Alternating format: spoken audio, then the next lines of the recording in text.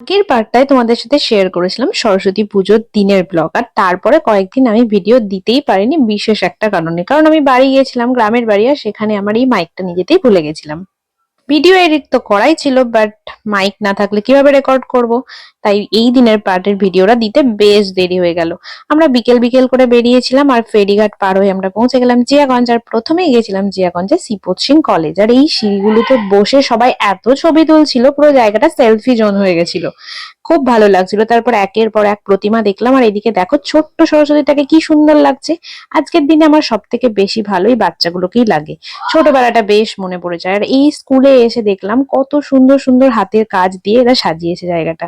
Finally আমরা খুব সুন্দর করে ঘুরে এখন বাড়ি ফিরবো ভাবছি। আর বাড়ি ফেরার সময়, যেহেতু পুজো ছিল, আমরা সেদিন বাইরের কিছুই খেতে পারিনি, ফাইনালি ফুচকা খেয়ে বাড়ি ফিরেছিলাম। যাই হোক, সরস্বতী দিনের ব্লগ তোমাদের কেমন লাগলো অবশ্যই একটা কমেন্টে জানিও কিন্তু।